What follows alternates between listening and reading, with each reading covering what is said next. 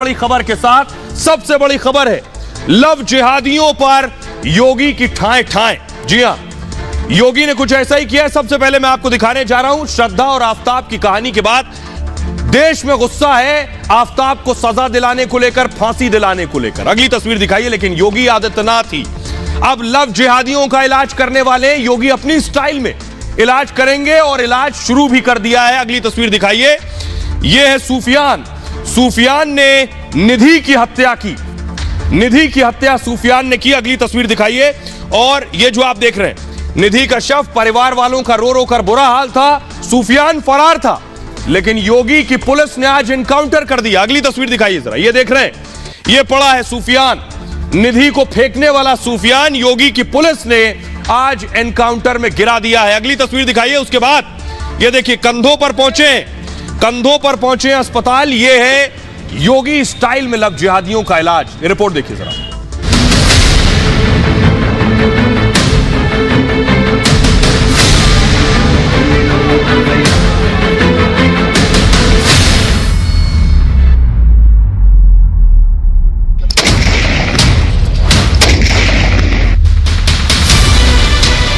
सरकार भी निर्णय ले रही है कि हम लव जिहाद को सख्ती से रोकने का कार्य करेंगे। सुधरे नहीं तो राम नाम सत्य है कि यात्रा अब निकलने वाली है।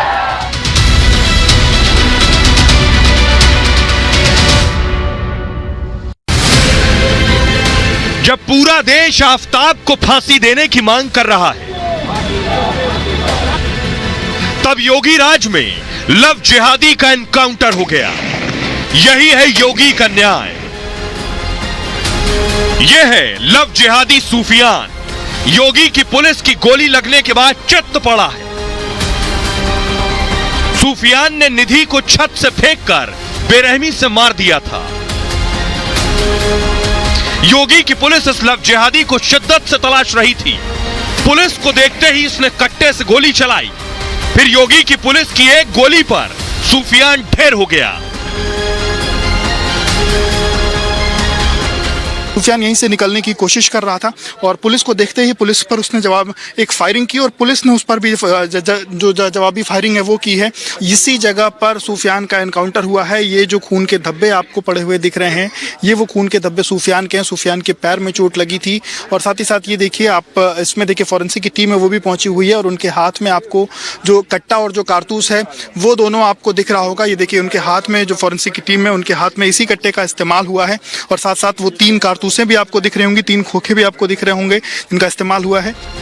जिसके बाद कंधों पर स्ट्रेचर तक और स्ट्रेचर पर अस्पताल तक पहुंचा। योगी की पुलिस का एक्शन ऑन द स्पॉट होता है और योगी स्टाइल में ही ऐसे सिरफिरे लव जिहादियों का इलाज हो सकता है। सरकार भी निर्णय ले रही है कि हम लव जिहाद को सख्ती से रोकने का कार्य करेंगे। सुधरे नहीं तो राम नाम सत्य है कि यात्रा अब निकलने वाली है। अब आपको बताने जा रहा हूं कि योगी की पुलिस ने कैसे एनकाउंटर किया है इस लव जिहादी का। यह आपको बताने जा रहा हूं। यह देखिए जरा, यह आपको आगे नजर आ रहा है। यह जो पड़ा है यह है सूफियान। योगी की पुलिस ने ढेर किया है। कैसे गिराया यह आपको बताता हूं। योगी ने क्या इलाज किया। योगी कुछ नहीं करते हैं, सिर्फ एक्शन वक्त पर लेते हैं। पुलिस की 5 टीमें बनाई सूफियान को पकड़ने के लिए, अलग अलग जिलों में भेज दी। पूरे उत्तर प्रदेश को, लखनऊ को खास तौर पर सील कर दिया क्योंकि लखनऊ की घटना थी और इस पर 25,000 रुपए का इनाम घोषित कर दिया कि भागने ना पाए। बेशक मुखबिरी हुई, पुलिस को इनपुट मिले और सूफियान पर 25,000 का इनाम घोषित किया। सूफियान ने निधि को छत से फेंक कर मार डाला था। उसके बाद से यह फरार था। 15 नवंबर से सूफियान गायब चल रहा था। 15 तारीख से पुलिस ढूंढ रही है। पुलिस सूफियान के परिवार को भी तलाश रही थी कि इसका परिवार भी गायब है। सुबह पुलिस को सूफियान के बारे में जानकारी मिली। योगी की पुलिस की एक टीम फौरन मौके पर पहुंची। पता चला कि दुबग्गा में छिपे होने की इसकी खबर मिली कि यह दुबग्गा में है और इसके बाद लखनऊ पुलिस ने, योगी की पुलिस ने इसको चारों तरफ से घेर लिया। फिर घेराबंदी के बाद पुलिस ने एनकाउंटर शुरू किया लेकिन सूफियान के पास कट्टा था। बंदूक से सूफियान ने पुलिस पर फायरिंग कर दी और उसके बाद योगी की पुलिस ने भी जवाबी कार्रवाई की, एनकाउंटर किया। पैर में इसके गोली लगी, मौके पर ही गिर गया। सूफियान के पैर में गोली लगी और उसके बाद केजीएमयू में किंग जॉर्ज में ट्रॉमा सेंटर में इसे भर्ती कराया गया, जहां इसका इलाज चल रहा है। इलाज के बाद अपनी असली जगह सलाखों के पीछे पहुंचा दिया जाएगा। यही है योगी का एक्शन। अब सुनिए जरा पुलिस क्या कह रही है। DCP waste Lucknow S Chinappa को सुनिए। इसमें अक्यूज्ड सूफियान लगातार फरार चल रहा था। हमारी टीमें गिरफ्तारी के लिए लगातार प्रयास कर रहे थे। आज मुठभेड़ के दौरान अभियुक्त सूफियान का गिरफ्तारी हुई है। मुठभेड़ के तुरंत बाद इसको उपचार के लिए ट्रॉमा सेंटर भेज दिया गया है। आइए अब आपको बताता हूं इस सूफियान ने किया क्या था, इस लव जिहादी का इलाज कैसे किया योगी ने। ये सूफियान है देखिए, और ये निधि है। अब इस दुनिया में नहीं है। निधि को इसने चौथी मंजिल से उठाकर फेंक दिया था। अगली तस्वीर दिखाइए जरा, अगली तस्वीर दिखाइए। ये जो आप देख रहे हैं इमारत की तस्वीर, ये चौथी 4 मंजिल की इमारत है। इस इमारत से नीचे फेंका था और नीचे आकर निधि गिरी थी। आखिर क्यों सूफियान ने निधि की हत्या की है, यह मैं आपको बताने जा रहा हूं। उसके पीछे वजह क्या है? वजह है कि यह कह रहा था निधि से कि धर्म परिवर्तन करो। निधि दरअसल सूफियान से प्यार करती थी और सूफियान निधि पर धर्म परिवर्तन का दबाव बना रहा था। सूफियान निधि का ब्रेन वॉश कर रहा था, इस्लाम अपनाने के लिए उसे बरगला रहा था, उस पर दबाव बना रहा था। जानकारी मिलने पर निधि का परिवार नाराज हो गया और उसके बाद निधि का परिवार सूफियान के घर पहुंच गया, जिसके बाद निधि के परिवार ने इसका विरोध किया सूफियान के परिवार से। इस दौरान सूफियान ने उनसे बहस की क्योंकि अड़ोस पड़ोस का ही घर था। नाराज सूफियान छत पर चला गया और उस छत पर पहले से निधि मौजूद थी, जिसके बाद सूफियान ने निधि को चौथी मंजिल से नीचे फेंक दिया। निधि के पिता ने सूफियान को पकड़ना चाहा, लेकिन सूफियान धक्का देकर मौके से फरार हो गया। निधि खून से लथपथ पड़ी हुई थी। इस मासूम बच्ची को बचाया नहीं जा सका। इसकी उम्र सिर्फ 17 साल थी। अस्पताल में इलाज के दौरान निधि ने दम तोड़ दिया। निधि के परिवार वालों का गम तो कम नहीं किया जा सकता, लेकिन योगी इसका इलाज पूरी तरह से करेंगे। निधि के परिवार का कहना है कि अब सूफियान का एनकाउंटर हुआ, गोली लगी है, कैद में है, इसे फांसी की सजा होनी चाहिए। सुनिए। उसको फांसी दी जाए, जिस तरीके मेरी लड़की गई है उसी तरीके वो भी जाए बस, और मांगे मेरी बस यही, अभी कुछ नहीं है। उसको सजा दें, उसको मौत। आज मेरी लड़की के साथ किया है, कल किसी और के साथ भी कर सकता है। योगी आदित्यनाथ ने लव जिहादियों पर एक्शन लिया है पहले दिन से। यही योगी आदित्यनाथ की फैन फॉलोइंग के पीछे वजह यही है कि योगी आदित्यनाथ जिस तरह से कार्रवाई करते हैं वो नजीर बन जाती है। देखिए जरा योगी ने क्या कार्रवाई की है। यूपी में लव जिहाद पर योगी ने सबसे पहले कानून बनाया। इस तरह की घटनाएं बढ़ रही थी, योगी सरकार ने कानून लेकर आई और उसके बाद 2021 में विधानसभा से बिल पास करवाया। 1 से 10 साल तक की सजा का प्रावधान है ऐसी घटना पर। शादी के लिए धर्म परिवर्तन पूरी तरह से अमान्य कर दिया है। जबरन या धोखा देकर धर्म परिवर्तन अपराध है यूपी में। जबरन धर्म परिवर्तन से पर 1 से 5 साल तक की सजा है। 15,000 रुपए जुर्माने का प्रावधान है और स्वेच्छा से धर्म परिवर्तन की जानकारी जरूरी है और 2 महीने पहले मजिस्ट्रेट को यह जानकारी देनी होगी। उल्लंघन करने पर 6 महीने से 3 साल तक की सजा है। 10,000 का जुर्माना भी उस पर लगाया जाएगा। यह सवाल इसलिए बुनियादी आपको बताऊं क्योंकि इस तरह की घटनाएं बढ़ रही हैं। असम के मुख्यमंत्री हिमंता बिस्वा शर्मा आज ये मांग कर रहे हैं कि हमें एक योगी जैसे ही मुख्यमंत्री की जरूरत है, योगी जैसे नेता की जरूरत है जो ऐसे लोगों पर, ऐसे सनकी लोगों पर कार्रवाई करें। सुनिए जरा। आफ्ताब ने श्रद्धा बहन को मुंबई से लेके आया और लव जिहाद का नाम में 25 टुकड़ा कर देश को अगर आज एक ताकतवर नेता नहीं होता है, देश को मां मानने वाला एक सरकार नहीं होगा, तो हर शहर में ऐसा आफ्ताब का पैदा होगा। देखिए जिन्हें नहीं पा रहा है, जो तथ्य हैं वो सामने आए हैं और वो अत्यंत ही जो है अमानवीय और क्रूर तथ्य सामने आ रहे हैं और ऐसे लोगों के ऊपर कठोर कार्रवाई किया जाना चाहिए। हमेशा सरकार इस पक्ष की रही है और अभी भी आगे ऐसे तत्वों के खिलाफ कठोर कार्रवाई करेगी। कि ऐसी क्रूरता से किसी हमारी बहन की हत्या करना ये क्रूरता को हमें जमीन में गाड़ना ही होगा। हमारे कानून के माध्यम से हमारी पुलिस यंत्रणा, पुलिस व्यवस्था इसको सजा तो देगी। देश पूरी तरह से इसका मंथन करते हुए आने वाले ऐसे कौन जो लोग रहेंगे ऐसी सोच वाले, इसको तो जमीन में गाड़ना ही होगा।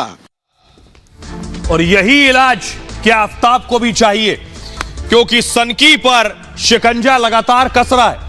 आपको बताऊं कि आफ्ताब ने जो कुछ किया उसके बाद पुलिस का इन्वेस्टिगेशन तेजी से आगे बढ़ रहा है। आपको अगली तस्वीर दिखाने जा रहा हूं। यह तस्वीर आप देख रहे हैं, ये आफ्ताब की तस्वीर आप देख पा रहे हैं। आफ्ताब को कल वापस घर ले जाया गया, वहां जाकर पूरी तरह से रिक्रिएशन किया गया उस पूरे सीन का, उस पूरे घटनाक्रम का। ये आफ्ताब आपको नजर आ रहा है जिसे घर ले जाया गया दिल्ली के छतरपुर में, जहां ले जाने के बाद ये पुलिस की टीम आप देख रहे हैं और किस तरह से श्रद्धा की हत्या की उसे फिर से रिक्रिएट किया गया। पुलिस इस मामले को इस तरह से इन्वेस्टिगेट कर रही कि आफ्ताब ने कहां 35 टुकड़े फेंके हैं। अगली तस्वीर दिखाई, ये आप देख रहे हैं गुरुग्राम पुलिस को कुछ थैले मिले। इन थैलों में क्या है नहीं पता, लेकिन गुरुग्राम पुलिस भी तलाश कर रही। फुल स्क्रीन लीजिए जरा तस्वीर को, आप देख रहे हैं गुरुग्राम पुलिस लगातार अलग अलग जगहों पर जांच कर रही। कुछ थैले आपको जो नजर आ रहे हैं, क्या ये थैला, क्या इस थैले में श्रद्धा के शव के टुकड़े हैं, ये जांच का विषय है। लेकिन पुलिस को ये थैला जरूर मिला। इस थैले में क्या है पुलिस इन्वेस्टिगेट करेगी, इसका डीएनए सैंपल लिया जाएगा, श्रद्धा के पिता के साथ मिलाया जाएगा। अगर ये टुकड़े श्रद्धा के शव के हैं, आफ्ताब ने क्या गुरुग्राम में भी शव के टुकड़े फेंके हैं, इसे भी पुलिस इन्वेस्टिगेट करेगी। आइए अगली तस्वीर में आपको दिखाने जा रहा हूं। दिल्ली पुलिस को आप देख रहे हैं, अभी भी दिल्ली पुलिस छतरपुर और महरौली के जंगलों में खोज रही है, क्योंकि 6 महीने का वक्त बीत चुका है। क्या कहीं नीचे मिट्टी के नीचे तो कोई पैकेट नहीं दबा है? पुलिस उसे देखिए किस तरह से पूरी टीम के साथ अलग अलग इलाकों में खोज रही, क्योंकि बहुत बड़ा ये जंगल है। अगली तस्वीर दिखाई जरा, अगली तस्वीर ये देख रहे हैं आप मुंबई की, मैं आपको दिखा रहा हूं। श्रद्धा के दोस्तों को बुलाया जा रहा है, उनसे सवाल जवाब हो रहे हैं श्रद्धा और आफ्ताब के रिश्ते को लेकर क्या जानते हैं। तो मैं आपको बताऊं, अलग अलग राज्यों में ये जो पूरा हत्याकांड है ये 5 राज्यों तक फैल चुका है। कौन कौन से 5 राज्य हैं ये मैं आपको बताने जा रहा हूं। दिल्ली नहीं, अलग अलग राज्यों तक पुलिस के लिए अब चुनौती बढ़ गई है। ये मैं सबसे पहले आपको दिखाने जा रहा हूं। सबसे पहले देखिए, प्ले कीजिए इसे। गुरुग्राम में आफ्ताब का दफ्तर है, वहां जांच शुरू हो गई है। ये देख रहे हैं आप, गुरुग्राम में भी पुलिस तलाश रही है। वहां जो भी थैले मिल रहे हैं, संदिग्ध चीजें मिल रही हैं, क्योंकि उसका ऑफिस गुरुग्राम था। तो क्या ऑफिस में जाके आसपास भी उसने कुछ चीजों को फेंका है? पुलिस ये इन्वेस्टिगेट कर रही। गुरुग्राम, हरियाणा के अलावा अगला राज्य देखिए दिल्ली में श्रद्धा की हत्या हुई। फ्लिप कीजिए इसे कि दिल्ली पुलिस जंगलों में तलाश रही है। ये वो तस्वीरें आप देख रहे हैं। पुलिस के लिए बड़ी चुनौती है, जंगल बहुत बड़ा है।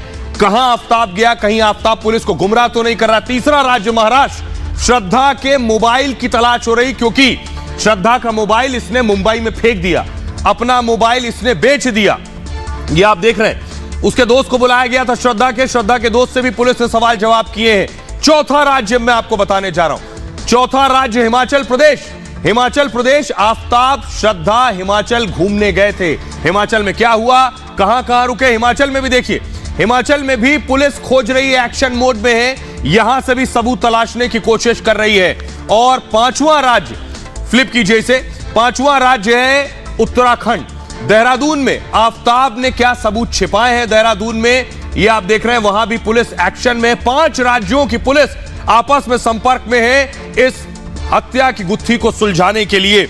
आइए अब मैं आपको बताने जा रहा हूं कि कैसे श्रद्धा को 2 साल पहले से ही पीट रहा था आफ्ताब। उसकी पहली तस्वीर मैं आपको दिखाने जा रहा हूं। ये देख रहे हैं आप, श्रद्धा के चेहरों पर निशान आपको नजर आ रहा है। 1 2 3 4 5 अलग अलग जगह पर श्रद्धा की ये आखिरी तस्वीर है, जो ये सबूत भी है कि श्रद्धा के साथ आफ्ताब मारपीट कर रहा था। अब मैं बताता हूं आपको कहां कौन सा निशान है श्रद्धा के चेहरे पर, जो बताता है चीख चीख कर कि श्रद्धा के साथ कैसे मारपीट की गई।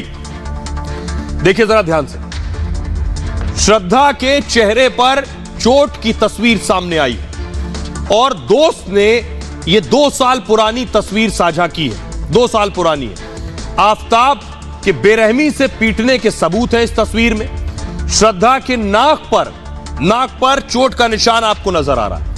तस्वीर में श्रद्धा के गाल पर भी आपको चोट का निशान नजर आ रहा है। श्रद्धा के गले पर अगर आप देखेंगे, गले पर भी जख्म के निशान है। तस्वीर में श्रद्धा की आंखों को ध्यान से देखिए, आंखें सूजी हुई हैं, जैसे आंखों पर पंच मारा गया है। दिसंबर 2020 में आफताब ने पीटा था श्रद्धा को। 2 साल से पीट रहा था आफताब। आइए अब मैं आपको सुनवाऊंगा उस डॉक्टर को, सुनिए जरा, जिस डॉक्टर के पास श्रद्धा इलाज कराने गई थी, डॉक्टर शिव प्रसाद, क्या कह रहे हैं। काफ़ी तेज़ गर्दन का दर्द और पीठ का दर्द के कारण आई थी, जिसके कारण उसको मूवमेंट्स में मुश्किल हो रहा था, डिफिकल्टी। हिस्ट्री पूछते पेशेंट से, लेकिन पेशेंट ने हमें ऐसा कोई खास रीज़न नहीं बताया जो उसको रिकॉल हो कि जिसके कारण ये हो रहा है। जस्ट वो पेन का कंप्लेंट कर रही थी, लेकिन उसका कारण उसने हमें नहीं बताया। से एक्सटर्नल इंजरी कुछ उसके बॉडी पे नहीं दिखाई दे रही थी। जब हमने हिस्ट्री पूछा तो उसने भी हमें कोई ऐसा मारपीट का कारण नहीं बताया। जहाँ तक रिकॉल है, उसको एडमिशन के समय आफताब था उसके साथ। और आइए अब इस मारपीट के सबूत मैं आपको दिखाने जा रहा हूं। श्रद्धा का वो व्हाट्सएप चैट जो बता रहा है, ये देखिए, श्रद्धा वॉलकर लिखा है ऊपर, और ये 24 नवंबर 2020 का चैट है। फुल स्क्रीन अगर इसे ले सकते हैं तो लीजिए इस चैट को। श्रद्धा के व्हाट्सएप चैट का स्क्रीनशॉट है, ध्यान से देखिए।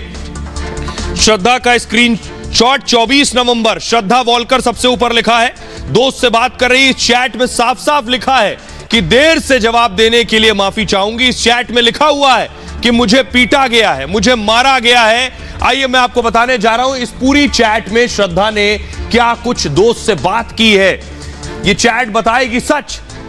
श्रद्धा ने लिखा, देर से जवाब देने के लिए माफी। दोस्त ने लिखा ओके। श्रद्धा ने आगे लिखा कि उसके पिता घर जाने के बाद सब कुछ ठीक हो जाएगा। यानी जब पिता घर चले जाएंगे घर से, यानी आफताब के पिता हो सकते हैं या अपने पिता के संदर्भ में बात कर रही थी, तो घर में सब ठीक हो जाएगा। श्रद्धा ने लिखा वो अभी बाहर है, यानी आफताब बाहर है। आगे लिखा, मैं कुछ करने की हालत में नहीं हूं। अपने दोस्त से कह रही क्योंकि मुझे बहुत पीटा गया है, मेरा बीपी लो है और शरीर में बहुत गंभीर चोटें हैं, बेड से उठने की ताकत भी नहीं बची है। ये अपने दोस्त को बता रही है। ये 2020 का चैट है। अब आप समझिए 2020 से श्रद्धा को आफताब पीट रहा था। आइए अब सुनवाता हूं आपको श्रद्धा के दोस्त को, सुनिए, जो आफताब के चेहरे से नकाब उतार रहा है। सुनिए। वो ना बहुत मार खाई तो फ़ोन की मेरे दोस्त को, फ्रेंड को फ़ोन की, फ्रेंड ने मेरे को फ़ोन किया तो हम लोग मिले, बाहर मिले। उसको लगा तो पुलिस चौकी उसको लेके गया, पुलिस 2020 में।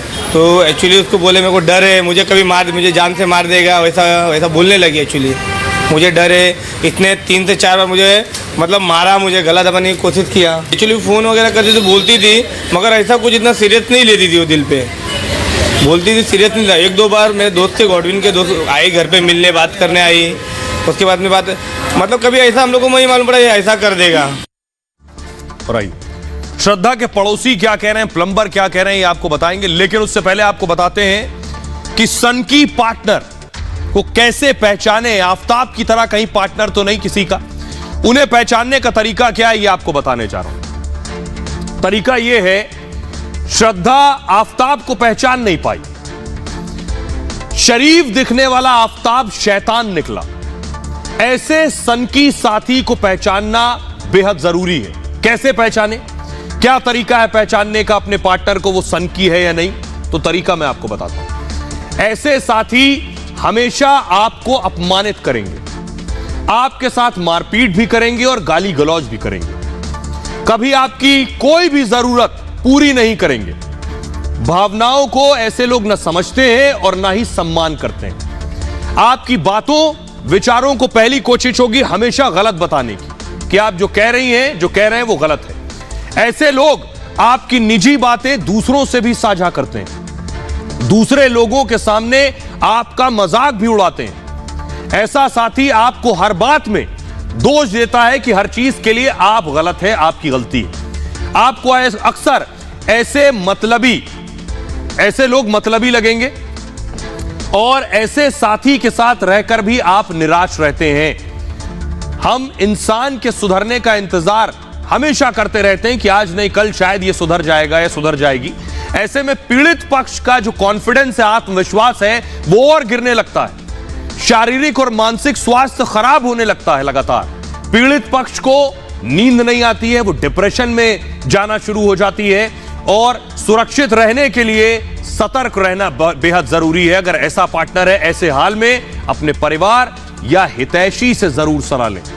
क्योंकि ऐसी स्थिति में आप अपने करीबियों से कट जाते हैं, अपने परिवार से कट जाते हैं किसी एक शख्स के लिए, और इस स्थिति में अपने करीबियों से बात जरूर करें। जितनी जल्दी हो ऐसे रिश्ते से निकल जाएं, वो आपके लिए खतरनाक हो सकता है। यह ऐसे ही खतरनाक हुआ श्रद्धा के लिए भी। श्रद्धा के पड़ोसी क्या कह रहे हैं वो सुनिए जरा। जी नहीं, मैंने नहीं देखा, मैंने आफ्ताब को ही देखा है 2-4 बार। श्रद्धा को मैंने कभी नहीं देखा है। मेरी बेटी ने बताया कि हाँ 1-2 बार झगड़े की आवाज आ रही थी, और मेरी सास ने 1-2 बार सुनाया तो उन्होंने भी बताया हाँ झगड़े की आवाज आ रही थी। वैसे इस लड़की को तो हमने कभी यहाँ पे देखा नहीं था, कभी वो बाहर ही नहीं निकलती थी। किराएदार ने मकान मालिक के पास फोन किया था कि ऐसे से पानी की दिक्कत है, तो उन्होंने मेरे पास कॉल किया कि ऐसे से आप थोड़ा उन्हें समझा दो, मैं थोड़ा दूर हूँ, और 1-2 बार वो समझेंगे। तो नए किराएदार हैं, उनको पता नहीं है इसके बारे में, तो मैंने उनको बताया। फिर आफ्ताब भी नीचे आया था। और आइए खबरों में आगे बढ़ते हैं। आज की एक और बड़ी खबर है, आपको सियासत की तरफ लिए चलते हैं। गुजरात में माहौल सियासी हो चला है, चुनावी हो चला है, और गुजरात बोले बाबा बाबा। योगी आदित्यनाथ उत्तर प्रदेश से गुजरात लैंड हुए। लैंड होने के बाद क्या हुआ वो तस्वीर देखिए, बहुत दिलचस्प। अगली तस्वीर दिखाइए जरा, एम्बियंस दीजिए। ये योगी का स्वागत हो रहा था बुलडोजर पर बैठकर। ये है योगी के वेलकम। गुजरात में कुछ इस तरह से हुआ, लोग बुलडोजर लेकर पहुंच गए, और देखिए बुलडोजर पर चढ़े हुए योगी का भव्य स्वागत हुआ बुलडोजर के साथ। योगी की पहचान बाबा बुलडोजर की पूरे प्रदेश में और पूरे देश में बन गई है। ये उसकी पहली तस्वीर आप देख रहे हैं। ये ग्रैंड वेलकम योगी आदित्यनाथ को दिया गया है। अगली तस्वीर दिखाइए जरा। ये आप देख रहे हैं 1, 2 और एक और बुलडोजर है, 3 बुलडोजर ये पीछे खड़ा हुआ, 3 बुलडोजर पहुंचे योगी की रैली में। सोचिए यूपी में तो योगी का बुलडोजर चलता है, लेकिन ये बुलडोजर की धमक गुजरात तक है। जरा रिपोर्ट देखिए।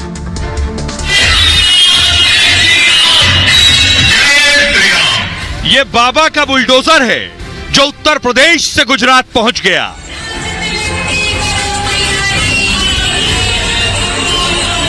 जब बाबा योगी यूपी से गुजरात पहुंचे तो उनके चाहने वाले बाबा का बुलडोजर लेकर स्वागत करने निकल पड़े। ना तो पहले किसी ने देखा होगा और ना ही किसी ने सोचा होगा। बाबा को भी इस बात का एहसास नहीं रहा होगा कि गुजरात में उनकी रैली के पहले ही दिन ऐसा स्वागत होगा।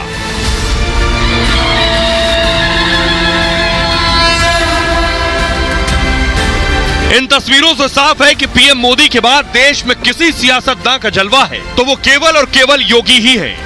वो गोरखनाथ पीठ के पीठाधीश्वर योगी आदित्यनाथ हैं। विश्वास ना हो तो आप खुद सुन लीजिए।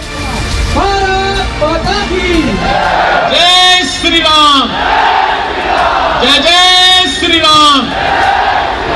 भारत माता की, भारत माता की।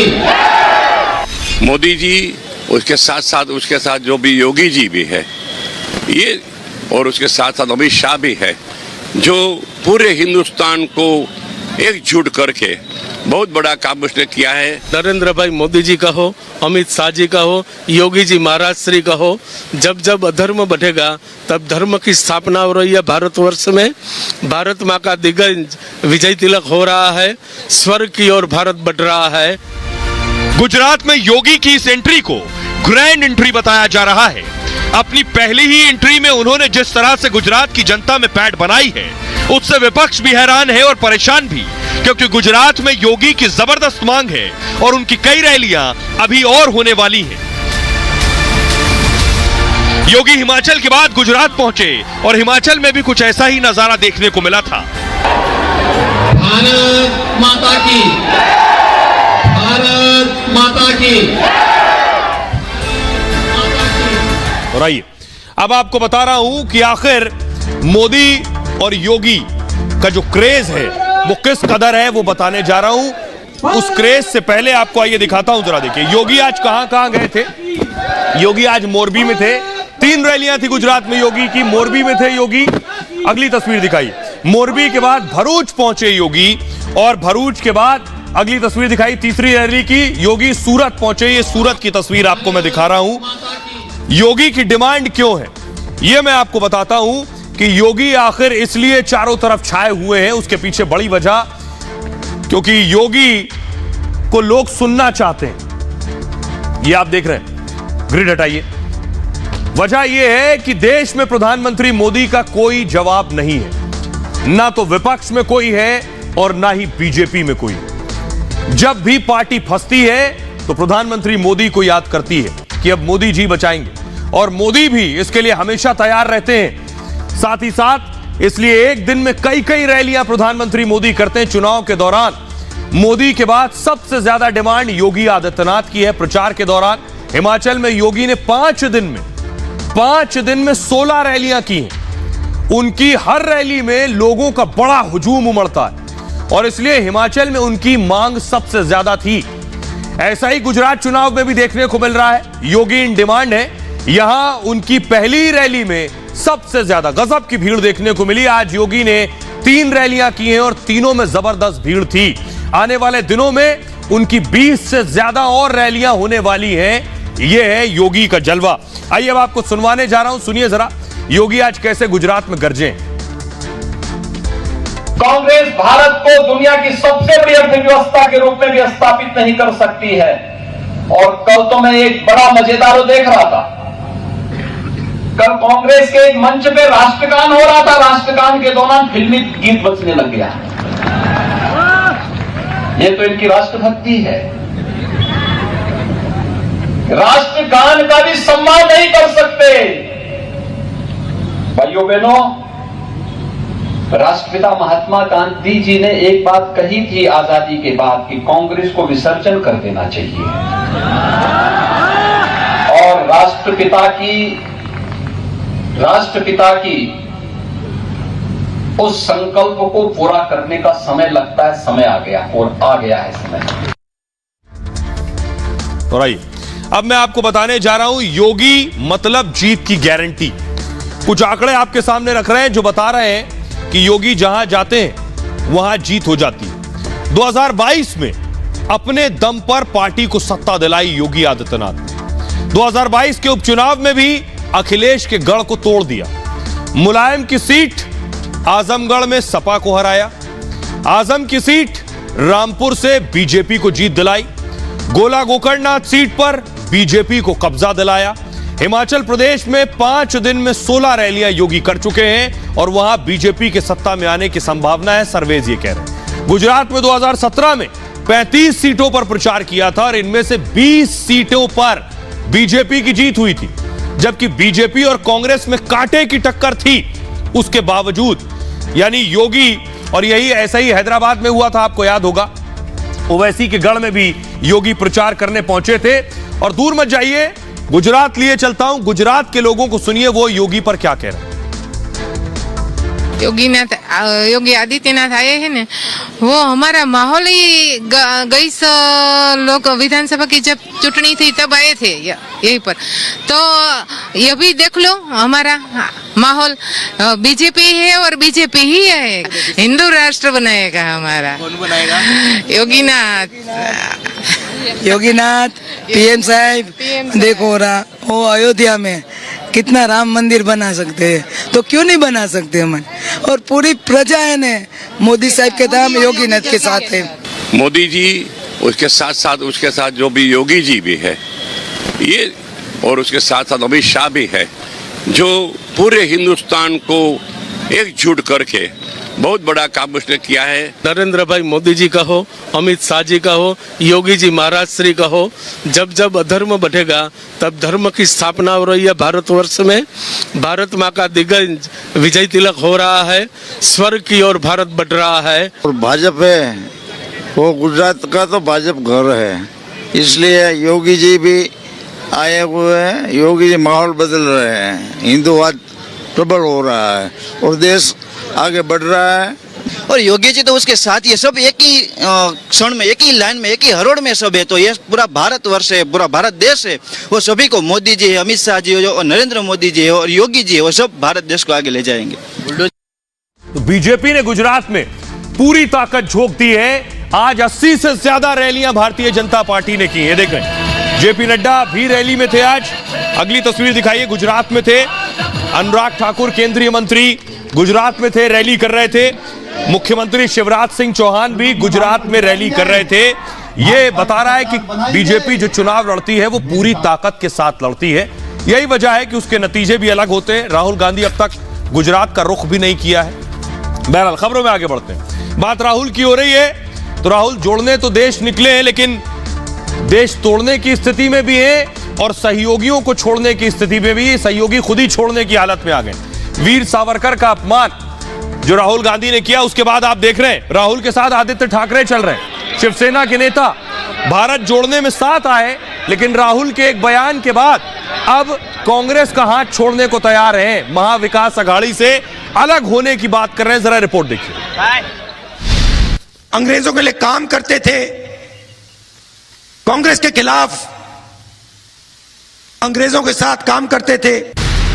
ये राहुल देश जोड़ने चले थे। ये राहुल देश को एक करने का ड्रामा कर रहे थे। देश के महान देशभक्त वीर सावरकर पर यह राहुल गांधी का बयान है।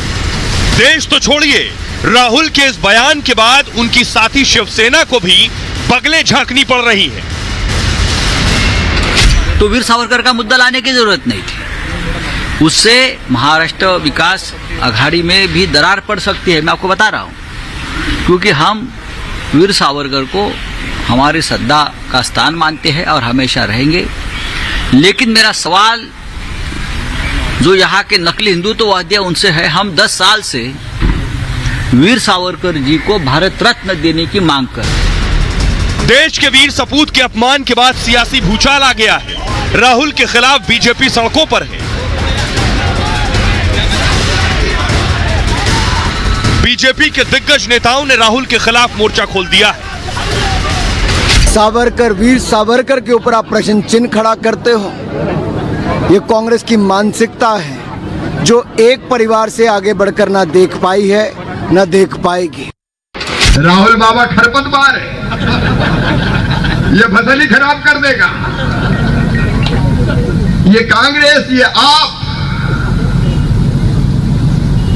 ये देश से संतोष और चैन साफ कर देंगे। तो सवाल उठता है कि जो राहुल गांधी देश जोड़ने निकले थे, कन्याकुमारी से कश्मीर की यात्रा पर थे, वो देश तोड़ने की साजिश क्यों रचने लगे? और राहुल के इस बयान के बाद कैसे सियासी भूचाल आया, ये आपको दिखाने जा रहा हूं। देखिए जरा, बीजेपी के नेता आईटी सेल प्रमुख अमित मालवीय ने लिखा, जवाहरलाल नेहरू को उनके पिता ने बचाया। नाभा जेल की कठिनाइयां नहीं सहन कर पाए। 2 सप्ताह में मोतीलाल नेहरू ने उन्हें जेल से निकाल लिया था। मोतीलाल नेहरू ने अंग्रेजों को माफीनामा लिखा। जवाहरलाल नेहरू कायर थे। ये शब्द अमित मालवीय के। जयराम रमेश ने लिखा, सावरकर और जिन्ना देश को बांटना चाहते थे। 2 नेशन थ्योरी कांग्रेस की नहीं, सावरकर की नीति थी। अनुराग ठाकुर ने लिखा, कभी हिंदू आतंकवाद की बात करते थे, कभी टुकड़े टुकड़ों के साथ खड़े होते हैं। कांग्रेस की मानसिकता परिवार तक सीमित है। और आशीष शेलार लिख रहे हैं, बीजेपी नेता, इंदिरा गांधी ने सावरकर की तारीफ की थी। भारत का साधारण सबूत करार दिया था कि सबूत है। सावरकर की जन्म शताब्दी मनाने की योजना थी।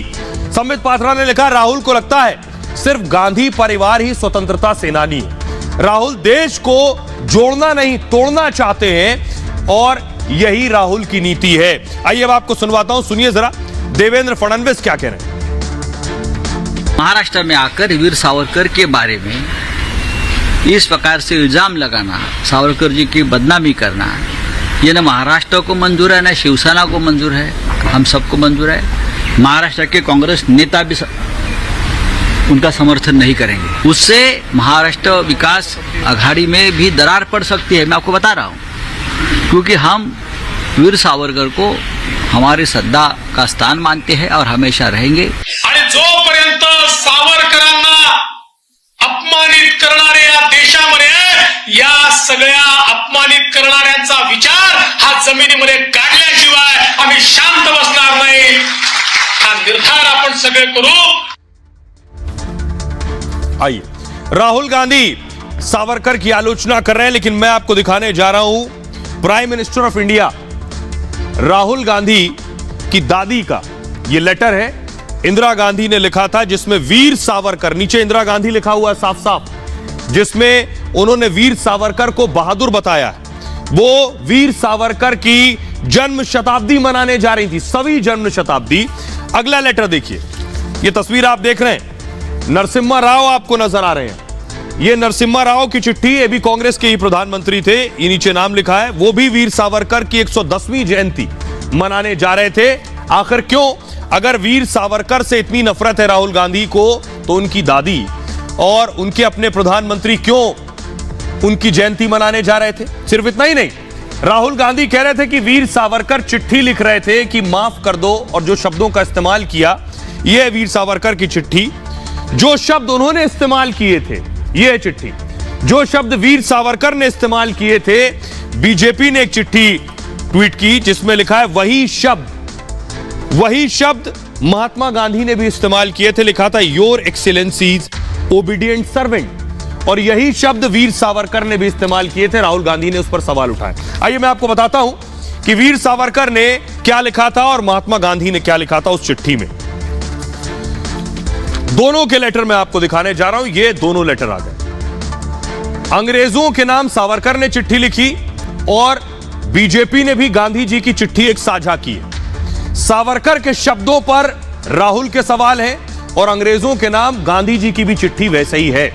चिट्ठी में गांधी जी ने खुद को बताया है सेवक, सर्वेंट शब्द का इस्तेमाल किया उन्होंने अपनी चिट्ठी में, और वही शब्दों का इस्तेमाल वीर सावरकर ने भी किया है।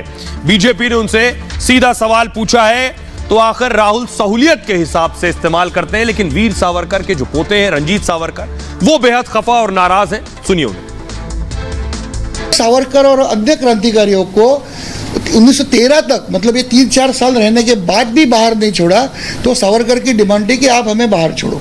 तो उन्हें बताया गया कि आप डेंजरस प्रिजनर हो, you are not a common prisoner. अगर हम जेल में ही आप बंद करना चाहते हैं क्योंकि हम डेंजरस है, तो जेल में हमें अच्छी फैसिलिटीज दो ना। तो गवर्नमेंट ने उन्हें वो फैसिलिटी, तो दोनों क्लास की जो बेटर फैसिलिटी थी उससे डिनाई किया। वो अपने एप्लीकेशन में लिखते हैं। परसों एक सावरकर स्मारक में एक मीटिंग हुई, वहाँ पे मुख्यमंत्री उपमुख्यमंत्री उनके सामने ही मैंने मांग की उन पर कार्रवाई हो। लीगल जो है डिमांड, वो कल मैंने कंप्लेंट की है। जो सत्य है वो कहना ही जरूरी है, और ये सत्य है कि सावरकर ने अंग्रेजों की मदद की थी, अंग्रेजों से पेंशन ली थी, अंग्रेजों की माफी मांग के जेल से रिहा हुए थे, और अंग्रेजों के दोस्त बनकर, वफादार बनकर बाकी की जिंदगी काटी थी। ये बात इतिहास में गवाह है, उसके सबूत है। कोई हम अब मनगढ़ंत बात, जैसे व्हाट्सएप यूनिवर्सिटी वाले और आईटी सेल वाले जैसी मनगढ़ंत बातें निकालते, वैसी नहीं है, इसके सबूत। राहुल बार बार सावरकर पर हमला करते हैं। आइए अब मैं आपको बताने जा रहा हूं, सावरकर भी जेल में रहे और नेहरू जी भी जेल में रहे। दोनों जब जेल में रहे तो हालत देखिए क्या था। ये आप देख रहे हैं जवाहरलाल नेहरू और ये वीर सावरकर। वीर सावरकर को काला पानी में असंख्य यातनाएं उन्होंने सही। नेहरू जी कुल 9.5 साल जेल में रहे। सेलुलर जेल में 13 साल तक वीर सावरकर जेल में रहे और नेहरू जी 9 बार अलग अलग जेल में रहे। कोल्हू के बैल की जगह वीर सावरकर को जोता जाता था, जिस तरह कोल्हू के बैल को जोता जाता है। पहली बार 88 दिन में नेहरू जी रिहा हो गए थे। वीर सावरकर को सड़ा हुआ खाना दिया जाता था जेल में।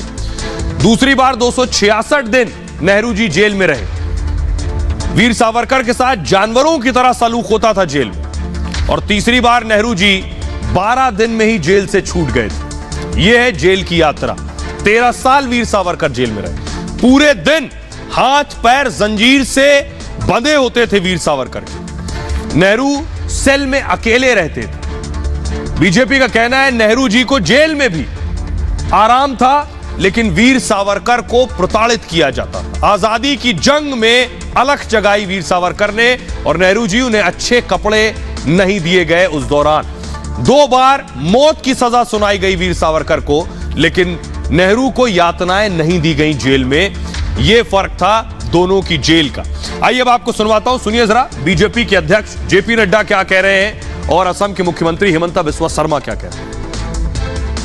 ये जो टुकड़े टुकड़े गैंग के साथ खड़े होते हैं, ये आजकल जोड़ने निकले हैं। कल जो उन्होंने वीर सावरकर पर बयान दिया है, वीर सावरकर जिसका नाम के आगे वीर लगा है, जो स्वतंत्रता सेनानी हमारे राष्ट्र पुरुष रहे, उनके बारे में इस तरीके का बयान देना, यह बताता है कि वो भारत को जोड़ने के लिए नहीं, तोड़ने के लिए निकले। और मैं तो उनको कहता हूं, आप पहले पार्टी जोड़ लो, फिर उसके बाद देश जोड़ना। में उन्होंने जो शब्द का प्रयोग किया है, इससे उसका मानसिकता को मालूम हो जाता है। वो देश का विरोधी है, हिंदू संस्कृति का वो विरोधी है। देश आपका ऊपर प्रतिशोध लेगा। चलिए, ये सियासी लड़ाई है और इसका नुकसान कांग्रेस को गुजरात में उठाना पड़ेगा। खबरों में आगे बढ़ते हैं। आज की एक अच्छी खबर है, खुशी की खबर है, फक्र की खबर है। खबर यह है कि अंतरिक्ष में भारत की नई उड़ान पहली बार आप सुनेंगे। जैसे आप एलन मस्क को जानते हैं, मस्क की अपनी स्पेस कंपनी है, अपने रॉकेट, अपने सैटेलाइट हैं, उसी तरह भारत में भी एक एलन मस्क खड़ा हो गया। इनका नाम है पवन चंदना। पवन चंदना ने प्राइवेट स्पेस कंपनी बनाई। ये हैदराबाद के रॉकेट बॉय हैं, हैदराबाद में जन्म हुआ, रॉकेट बनाया और आज प्राइवेट रॉकेट छोड़ भी दिया। अगली तस्वीर दिखाइए जरा। एलन मस्क की अपनी स्पेस एक्स कंपनी है। अगली तस्वीर दिखाइए। इसी तरह ये स्काई रूट, आप ऊपर नाम पढ़ रहे हैं, स्काई रूट। स्काई रूट जो है पवन चंदना की कंपनी है। भारत के लिए बड़ी उपलब्धि इसलिए कि प्राइवेट स्पेस कंपनी ने पहली बार एक आईआईटीएन जो आईआईटी का पढ़ा हुआ है, हैदराबाद में पैदा हुआ, उसने अपनी स्पेस कंपनी बनाई और आज रॉकेट आसमान में छोड़ दिया। अगली तस्वीर दिखाई। ये एलन मस्क का रॉकेट है, स्पेस एक्स ने जो छोड़ा था, लेकिन भारत में, भारत का जो एलन मस्क है उससे मिलवाने जा रहे हैं। अगली तस्वीर दिखाई। ये आप देख रहे हैं, ये रॉकेट जो है आज छोड़ा गया। फुल स्क्रीन लीजिए। ये उपलब्धि थी पवन चंदना स्काई रूट कंपनी का ये रॉकेट जो आज अंतरिक्ष में उड़ा है। इस पवन के बारे में मैं आपको बताऊंगा कि पवन ने कहां से पढ़ाई की है। गाय नेक्स्ट डोर था, एक सामान्य परिवार में जन्म हुआ और उसके बाद ये बहुत बड़ी उपलब्धि है कि कैसे रॉकेट बनाया और रॉकेट आज अंतरिक्ष में पहुंच गया। आइए, अब मैं आपको दिखाने जा रहा हूं पवन को। आप देख रहे हैं, ये है पवन चंदना। आसमान में रॉकेट जा चुका है। देश का पहला प्राइवेट रॉकेट लॉन्च किया है पवन चंदना ने। श्रीहरिकोटा से विक्रम एस रॉकेट ने उड़ान भरी है और रॉकेट की स्पीड जो थी आवाज से 5 गुना ज्यादा थी। अपनी कैटेगरी में दुनिया का सबसे सस्ता रॉकेट बना दिया है पवन ने। 2 साल में 200 इंजीनियर्स की टीम ने इस रॉकेट को तैयार किया है। सैटेलाइट लॉन्चिंग कैब बुक करने जितनी आसान होगी, ये लॉन्चिंग जितने में कैब बुक करते हैं उतनी आसान लॉन्चिंग हुई है। रॉकेट को स्काई रूट कंपनी ने बनाया है जो पवन की कंपनी है। अब पवन के बारे में आपको बताता हूं। 2018 में स्काई रूट कंपनी की स्थापना हुई थी। पवन चंदना और नागा भरत ने इस कंपनी को बनाया है। ये दोनों ही जो लड़के हैं, चंदना ने आईआईटी खड़गपुर से इंजीनियरिंग की पढ़ाई की है और चंदना ने 2012 में इंडियन स्पेस रिसर्च ऑर्गेनाइजेशन यानी इसरो में काम किया है। इसरो में भी चंदना रॉकेट प्रोजेक्ट से जुड़े हुए थे। उसके बाद इसरो में ही चंदना की मुलाकात नागा भरत से हुई, उनके जो पार्टनर हैं। कंपनी ने 1 हफ्ते में स्मॉल सैटेलाइट बनाने का वादा किया। इसके बाद पहली बार करीब 11 करोड़ की ये सैटेलाइट उन्होंने तैयार की है। कंपनी ने विक्रम सीरीज के 3 रॉकेट को डेवलप किया है और प्राइवेट कंपनियों के आने से इनोवेशन और ज्यादा बढ़ेगा। अभी सिर्फ इसरो बनाती है, अब प्राइवेट कंपनियां आ गई हैं। कम खर्च में सैटेलाइट लॉन्चिंग को बढ़ावा मिलेगा। आने वाले वक्त में अंतरिक्ष की सस्ती उड़ान भी संभव होगी, जैसे एलन मस्क ने की है। आइए अब मैं आपको पवन चंदना के साथी की तस्वीर दिखाता हूं जो भरत नागा है। फुल स्क्रीन लीजिए जरा। ये है पवन चंदना के साथी भरत नागा। दोनों ने मिलकर इस स्काई रूट को बनाया है और ये जो उपलब्धि इतनी बड़ी, इसकी अहमियत शायद आपको तब पता चलेगी जब मैं आपको बताने जाऊंगा कि इन्होंने जो ये रॉकेट आज आसमान में छोड़ा है, प्रधानमंत्री नरेंद्र मोदी ने भी इस पर खुशी जताई है। प्रधानमंत्री ने क्या कुछ कहा, पिलर ग्राफिक्स है, प्रधानमंत्री क्या कुछ कह रहे हैं ये आपको बताने जा रहा हूं। प्रधानमंत्री ने लिखा, ट्वीट करके लिखा, यह भारत के लिए एक ऐतिहासिक क्षण है। रॉकेट विक्रम एस ने श्रीहरिकोटा से उड़ान भरी। अंतरिक्ष में प्राइवेट सेक्टर के लिए यह एक मील का पत्थर है। गृह मंत्री ने भी ट्वीट किया, देश के पहले निजी रॉकेट विक्रम एस का सफल प्रक्षेपण हुआ है। भारत के अंतरिक्ष क्षेत्र ने नई ऊंचाई हासिल की है। उपलब्धि भारतीय युवाओं की क्षमता को दिखाती है। जेपी नड्डा बीजेपी के अध्यक्ष ने लिखा, मिशन प्रारंभ का ऐतिहासिक समापन, भारत के पहले निजी रॉकेट का प्रक्षेपण पूरा हुआ, उपलब्धि भारत की एरोस्पेस की क्षमता को दिखाता है। आइए अब मैं आपको बताता हूं कि जैसे एलन मस्क ने सैटेलाइट बनाया, एलन मस्क ने अपनी स्पेस कंपनी बनाई, चंदना जो है ये भारत के एलन मस्क, मैं क्यों कह रहा हूं, दोनों के बारे में आपको बताने जा रहा हूं। ये मस्क खड़े हैं और ये चंदना खड़े हैं। 2002 में स्पेस एक्स कंपनी बनाई थी मस्क ने, 2018 में स्काई रूट कंपनी की नींव रखी चंदना ने। मस्क के पहले रॉकेट का परीक्षण सफल रहा, चंदना के पहले रॉकेट विक्रम एस ने भी सफल उड़ान भरी है। निजी अंतरिक्ष यात्रा की शुरुआत मस्क ने की और सस्ती अंतरिक्ष यात्रा की शुरुआत अब चंदना करेंगे। मंगल पर इंसानी बस्तियां बसाने का सपना है मस्क का, और चंदना भारतीयों को दूसरे ग्रह की सैर कराना चाहते हैं, ये उनका ख्वाब और सपना है। तो उम्मीद चंदना से सभी भारतीयों को है कि उनका यह ख्वाब पूरा हो, जो देश के लिए भी सुनहरा होगा। खबरों में आगे बढ़ते हैं। आज की एक और बड़ी खबर है जंग के मैदान से, जंग के नए नए मोर्चे निकल रहे हैं। आज एक ऐसी खबर जो अमेरिका को टेंशन में डाल रही, किम जोंग उन जो अपने फितूर हरकतों के लिए जाने जाते हैं, किम ने उड़ाई है अमेरिका की नींद। क्यों उड़ाई है? क्योंकि किम ऐसी हरकतें करते रहते हैं, अमेरिका को धमकाते रहते हैं। कुछ ऐसा ही किया है, बाइडेन को नींद नहीं आ रही। अगली तस्वीर जो मैं आपको दिखाने जा रहा हूं, ये आप देख रहे हैं बैलिस्टिक मिसाइल। किम ने 2 दिन में 2 बैलिस्टिक मिसाइल लॉन्च कर दिए, और इस बैलिस्टिक मिसाइल के बारे में आपको बताऊंगा कि इस बैलिस्टिक मिसाइल को अमेरिका तक इसकी रीच है, कैसे अमेरिका तक पहुंचेगा, ये मैं आपको बता रहा हूं कि इसकी जो रेंज है, ये जो बनाई है किम जोंग उन ने बैलिस्टिक मिसाइल, इसकी रेंज मैं आपको दिखाने जा रहा हूं। इसकी रेंज सीधे अमेरिका तक जाएगी। देखिए ये आप देख रहे हैं, ग्लोब आ गया, नॉर्थ कोरिया से दागेगा किम जोंग उन, बटन दबाएगा, 10,337 किलोमीटर का सफर तय करके सीधे अमेरिका में जाकर गिरेगी। अब इतनी दूरी की मिसाइल बना ली, अब तक इतनी दूरी की मिसाइल आती नहीं थी। देख रहे हैं 10,000 से ज्यादा किलोमीटर से ज्यादा की दूरी है। तो किम जोंग उन ने इतनी रेंज की बैलिस्टिक मिसाइल बना ली है जिसने बाइडेन को परेशान कर दिया। देखिए जरा रिपोर्ट।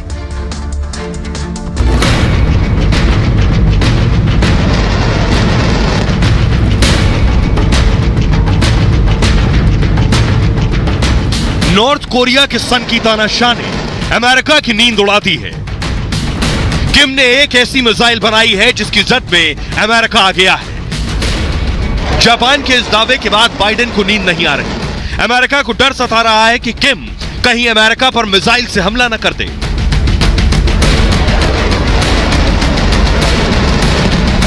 सन की किम को अमेरिका ने चेतावनी भी दी है कि अगर जापान या साउथ कोरिया पर हमला किया तो अंजाम बुरा होगा। वहीं कोरिया प्रायद्वीप में अमेरिकी सेना के युद्ध अभ्यास ने किम जोंग उन को भड़का दिया है। अब देखना होगा कि सन की किम को अमेरिका कैसे कंट्रोल करता है।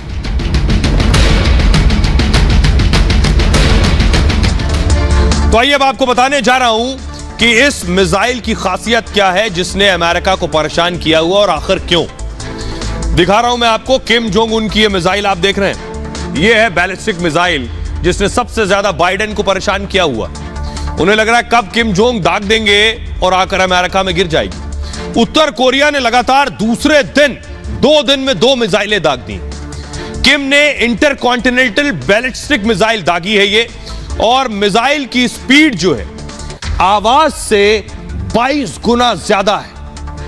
किम की मिसाइल की रेंज 15,000 किलोमीटर है। मैप में मैंने आपको दिखाया है अमेरिका और नॉर्थ कोरिया की दूरी है 10,000 किलोमीटर, और मिसाइल बना दिए 15,000 किलोमीटर की रेंज की। इसलिए बाइडेन टेंशन में। यह मिसाइल अमेरिका में सबसे ज्यादा तबाही मचा सकती है। नॉर्थ कोरिया की मिसाइल पर जापान का यह सबसे बड़ा खुलासा है। उत्तर कोरिया की राजधानी के करीब से फायर किया गया है और मिसाइल जापान के करीब समुद्र में जाकर गिरी है। उत्तर कोरिया ने 2 महीने में 50 मिसाइलें दागी हैं। सोचिए किम जोंग उन क्या बला है, 2 महीने में 50 मिसाइलें दाग चुका। कोरिया प्रायद्वीप में अमेरिका की मौजूदगी का विरोध कर रहा है और अमेरिकी सेना लगातार अपनी तैनाती बढ़ा रही है। अब अमेरिका को कई मोर्चों से डर है। पुतिन से अलग डर है, जिनपिंग से अलग डर है, और एक तीसरा तानाशाह किम जोंग उन। उत्तर कोरिया की विदेश मंत्री ने बयान दिया है कि अमेरिका की कार्रवाई उकसाने वाली है, इसके परिणाम गंभीर होंगे। यानी अमेरिका ने बहुत से सैंक्शंस, प्रतिबंध किम जोंग उन पर लगाए हैं। यह वजह दोनों की बड़ी दुश्मनी की है। अब आपको बताता हूं दोनों में आखिर टेंशन क्यों है और यह टेंशन क्यों बढ़ती जा रही है। दरअसल नॉर्थ कोरिया के तानाशाह किम जोंग उन बहुत गुस्से में। किम जोंग अमेरिका को लगातार धमका रहे हैं, धमकी दे रहे हैं। अमेरिका ने कोरिया प्रायद्वीप में सैन्य तैनाती दरअसल बढ़ा दी है और इसको लेकर किम जोंग भड़के हुए हैं। साउथ कोरिया में जो अमेरिका का दखल है, किम जोंग उनको बिल्कुल बर्दाश्त नहीं। जैसे ताइवान में अमेरिका का दखल जिनपिंग को बर्दाश्त नहीं। किम ने चेतावनी दे दी है कि अमेरिका का कदम उकसाने वाला है। किम लगातार मिसाइल पर मिसाइल दाग रहे हैं और पिछले 6 महीने में किम 100 से ज्यादा मिसाइल दाग चुके हैं। किम के पास इंटरकॉन्टिनेंटल बैलिस्टिक मिसाइल के साथ साथ हाइपरसोनिक और कई बहुत घातक हथियार भी हैं। किम ने पिछले महीने एक साथ 30 से ज्यादा मिसाइलें दाग दी थी, जिसके चलते साउथ कोरिया और जापान को युद्ध का डर सताने लगा। साउथ कोरिया और जापान को सुरक्षा देने के लिए अमेरिका लगातार अपनी ताकत कोरिया द्वीप में बढ़ा रहा है। बाइडेन ने साफ कर दिया है कि सन की किम की धमकियों से वो डरने वाले नहीं हैं। वो अपने सहयोगियों की रक्षा जरूर करेंगे, उनकी सुरक्षा का जिम्मा उठाया है। यूक्रेन का हाल बदहाल कर चुके हैं। पिछले महीने अमेरिका और साउथ कोरिया ने ज्वाइंट एक्सरसाइज कर नॉर्थ कोरिया को ताकत दिखाई थी। उस युद्धाभ्यास में F-35 जैसे आधुनिक फाइटर भी शामिल थे। अमेरिका के सैन्य अभ्यास ने भी किम का गुस्सा बढ़ा दिया था, तभी से कोरिया द्वीप में टेंशन हाई है। और हमारे साथ डिफेंस एक्सपर्ट के सिन्हा जुड़ रहे हैं। सिन्हा साहब, ये जो मिसाइल बनाई है, जो मैंने दर्शकों को दिखाई, ये तो बाइडेन को सोने नहीं दे रही चैन से। देखिए, कैपेबिलिटी तो है ही है, डिटरेंस तो है ही है, और जिस तरह से सैंक्शन लगाया गया है, तो मेरा ये मानना है कि आप सामरिक तरीके से देखें, कैपेबिलिटी एक दो वेपन का, न्यूक्लियर वेपन का इस्तेमाल ऐसा नहीं हो सकता। डिटरेंस कैपेबिलिटी है। देखिए, जब डोनाल्ड ट्रंप साहब आए थे 2018 के आसपास में, उनसे दोनों की बातचीत शुरू हुई थी और नॉर्थ कोरिया ने ये दिखाया भी था कि शायद वो अपने न्यूक्लियर प्रोग्राम को स्थगित करेगा या इसको रोक सकता है या पुल बैक करेगा। मगर मेरे ख्याल से वो नॉर्थ कोरिया में किम जोंग उन है, वो इन चीज़ों को समझते हैं कि नहीं, उनकी सर्वाइवेलिटी, उनका भी ये जो उनकी अस्तित्व, खास करके जब कैरोलिन पेनिनसुला के ऊपर बात करते हैं, नॉर्थ साउथ की डिवाइड। तो आप सुन रहे थे के सिन्हा साहब को। कभी भी कुछ भी हो सकता है, किम जोंग उन का कोई भरोसा नहीं। बहरहाल ये भारत की बात है में इतना ही। आप अपना बहुत ख्याल रखिए। एक छोटे से ब्रेक के लिए रुक रहे हैं, लौट रहे हैं कुछ और बड़ी खबरों के साथ।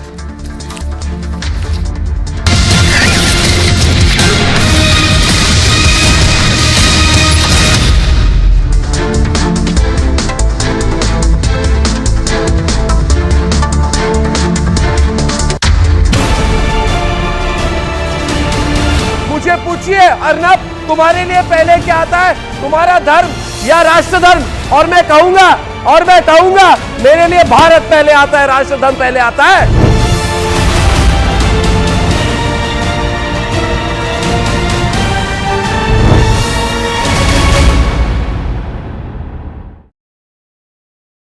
वो ये कह रहे हैं कि क्या ये एक्सक्यूज की तरह इस्तेमाल हो सकता है in the court of law? सवाल सबसे बड़ा ये है। इसलिए जरा आदर्श मिश्रा जी आप बताइए, जिस तरह से ये कत्ल किया गया और उसके बाद वेदभूषण जी ने बिल्कुल सही कहा कि वो जो डेटिंग ऐप पे नेक्स्ट डे था और उसके बाद और लड़कियों को भी उसी घर के अंदर लेकर आया है, ये सब डिटेल्स कोर्ट में एज एविडेंसेस के जिस तरह से वो बिहेव कर रहा था, उनको किस तरह से रखा जाएगा? देखिए, जो लोग इस तरीके के सीरीज देखते रहते हैं, उनको मालूम रहता है कि हमें पहले से ही किस तरीके से प्री प्लानिंग करके चलना है। मींस वो एक जो साइकोलॉजिस्ट है, उनको रूटीन चेकअप करवाते रहेंगे सो दैट कि फ्यूचर में उसको एज एविडेंस वो यूज कर सके। अच्छा, ये भी आप बता रहे हैं कि वो ऐसे चेकअप भी। अच्छा, ये भी बात सामने आई थी कि कैसे वो चला गया कत्ल के बाद, वो जिस डॉक्टर के पास गया, उनका बयान भी मैंने चलाया।